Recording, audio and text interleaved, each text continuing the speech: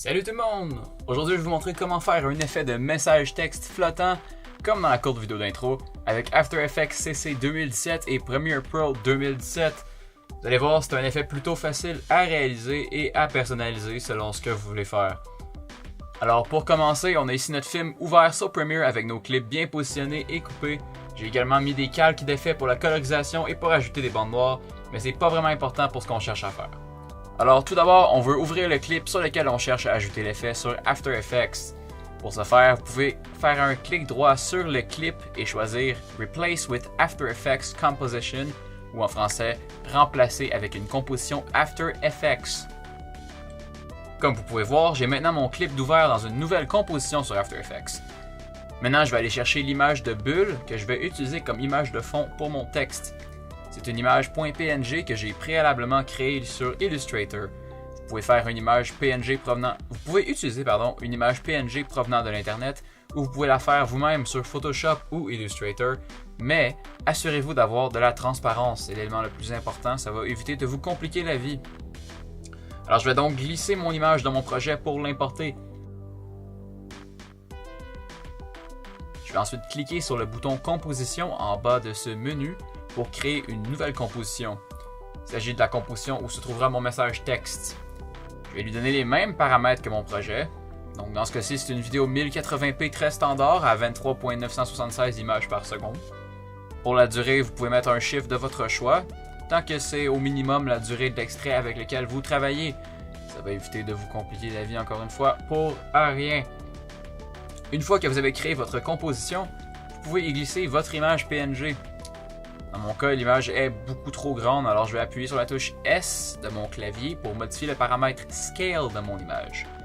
La grandeur de l'image dans cette composition-ci n'est pas vraiment importante puisqu'on va la réduire encore tout à l'heure.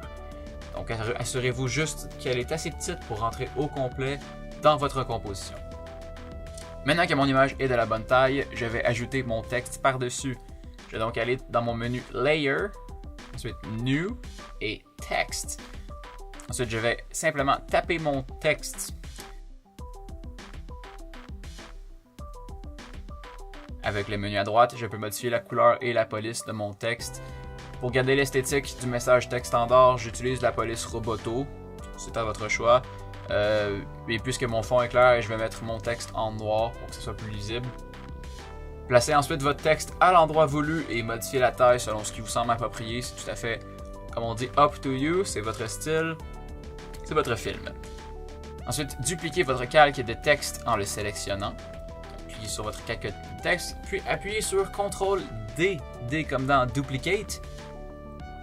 Déplacez ensuite votre deuxième calque de texte, qui est apparu en haut de votre premier calque, au-dessus de votre image PNG. Vous pouvez réduire la taille, changer la couleur et écrire l'information que vous voulez inscrire. Dans mon cas, j'ai écrit la date et l'heure comme dans un texte de téléphone standard.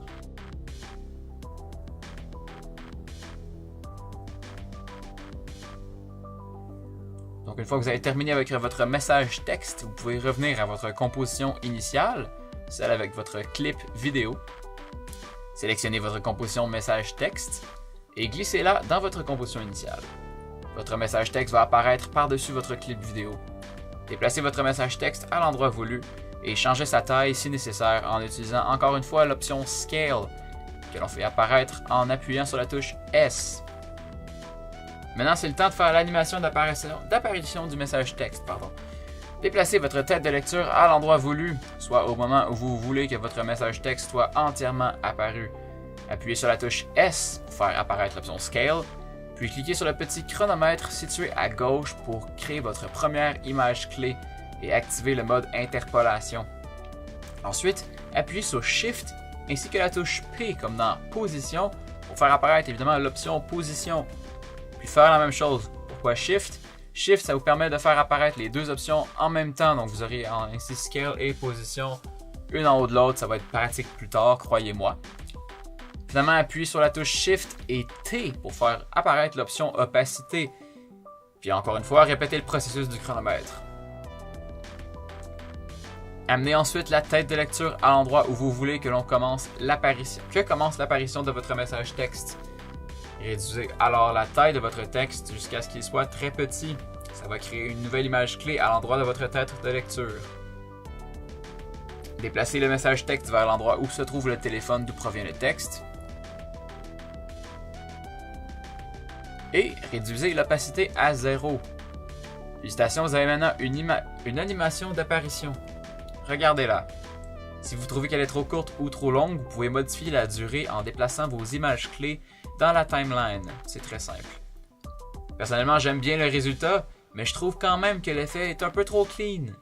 J'aimerais ajouter un peu de motion blur, ou du flou de mouvement en français. Pour ce faire, c'est pas très difficile. Sur votre timeline, près du nom de votre composition message texte, se trouve une petite icône avec 3 cercles rapprochés. C'est l'icône du motion blur. Cochez la case en dessous pour l'activer. En haut à droite de cette icône, au même niveau que le dessus de votre tête de lecture, vous trouverez une icône similaire, mais plus gros. Cliquez dessus pour activer le motion blur dans l'écran de pré-visualisation. Boom! On a maintenant du motion blur, et c'est déjà beaucoup plus beau comme ça. Personnellement, j'aime bien quand mon message texte est un peu plus transparent parce que ça l'aide à intégrer dans le décor. Je vais donc mettre ma tête de lecture à l'endroit où j'ai mis ma deuxième image clé, donc celle où est-ce que le texte était entièrement apparu, et je vais réduire l'opacité à 80%. C'est mon petit chiffre magique. Il me reste un dernier effet à ajouter avant d'avoir fini avec ce clip, on y est presque, histoire de rajouter encore plus de dynamisme. J'aimerais que mon texte soit légèrement tourné vers mon personnage, comme s'il était présent dans la scène. Pour ce faire, je vais d'abord activer la 3D sur mon message texte. Près de l'icône pour le motion blur, se trouve une autre icône en forme de cube. Cliquez sur la case en dessous pour activer la 3D. Comme vous pouvez voir, plusieurs paramètres se sont rajoutés à votre option position et scale. L'option orientation est également apparue. Si ce n'est pas le cas, appuyez sur la touche R de votre clavier pour faire apparaître l'option rotation. Pour cet effet-ci, nous allons nous concentrer sur la rotation. Comme vous pouvez le voir, on peut désormais effectuer une rotation sur les 3 axes X, Y et Z, comme ceci. Dans mon cas, j'aimerais que mon message texte soit un peu tourné vers mon personnage, alors je vais modifier la deuxième valeur de mon option rotation. L'angle est encore une fois à votre discrétion. Assurez-vous simplement que le texte reste lisible, sinon c'est un peu inutile. Dans mon cas, je vais aligner le texte avec l'armoire en arrière-plan. J'ai maintenant terminé avec ce clip en particulier et j'ai presque terminé mon effet au complet. Je vais sauvegarder mon projet, histoire de ne pas tout perdre, puis je vais retourner dans Premiere pour importer mon deuxième clip.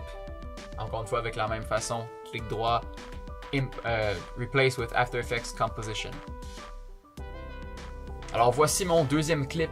Cette fois-ci, mon personnage est de dos et l'endroit où se trouvait précédemment mon message texte est partiellement caché par un mur. Pour commencer, je vais importer ma composition message texte en la sélectionnant dans le menu de gauche et en la glissant par-dessus mon clip vidéo.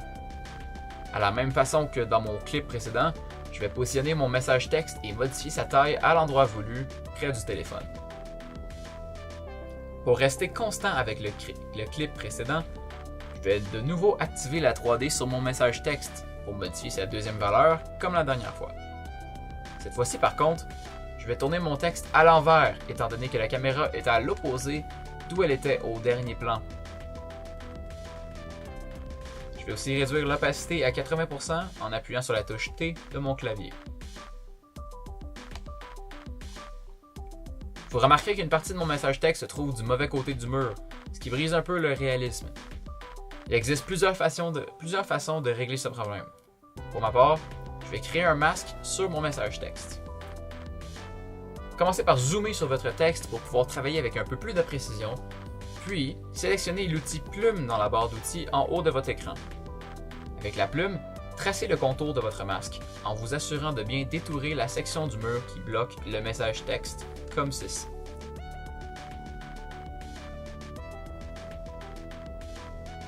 Complétez la courbe en laissant autant d'espace que vous voulez entre votre détourage et le message texte. Pas obligé de faire le détourage de façon précise.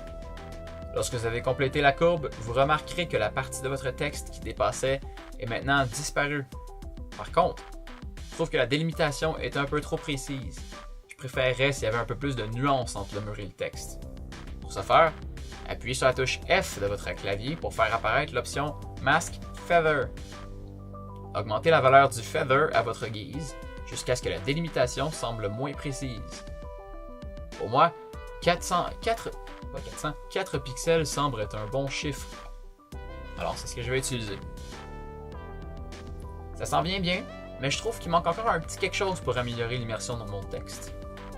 Il m'a remarqué que mon personnage n'est pas entièrement focus. Il est un peu flou. Étant donné que mon message texte se trouve à côté de lui, ça va de soi que le texte soit lui aussi un peu flou. Pour ce faire, ajoutez l'effet flou gaussien ou Gaussian Blur qui se trouve dans le menu FX, Blur and Sharpen, Gaussian Blur. À gauche de votre prévisualisation, vous avez maintenant la fenêtre de contrôle d'effet. Si elle n'est pas apparue, appuyez sur la touche F3 de votre clavier pour la faire apparaître. Dans cette fenêtre, vous avez votre effet de flou gaussien dont la valeur est présentement 0. Augmentez la valeur jusqu'à obtenir un flou raisonnable. Pour ma part, je trouve que 6.9 est un flou adéquat qui correspond bien au focus de mon personnage principal. Si vous voulez, vous pouvez également rajouter des effets de disparition de votre texte, simplement comme dans dans le premier clip, vous pouvez modifier et créer des valeurs d'images clés pour votre opacité pour faire disparaître lentement votre texte. Mais encore une fois, c'est à votre guise. Et voilà, c'est ce qui conclut ce tutoriel sur comment ajouter des messages texte flottants avec Adobe After Effects CC 2017 et Adobe Premiere Pro CC 2017. J'espère avoir pu vous être utile dans vos projets. N'hésitez pas à liker, à commenter ou encore à vous abonner à ma chaîne pour voir toutes sortes de courts-métrages intéressants. Je vous le dis, ils sont incroyables. Merci et bonne journée.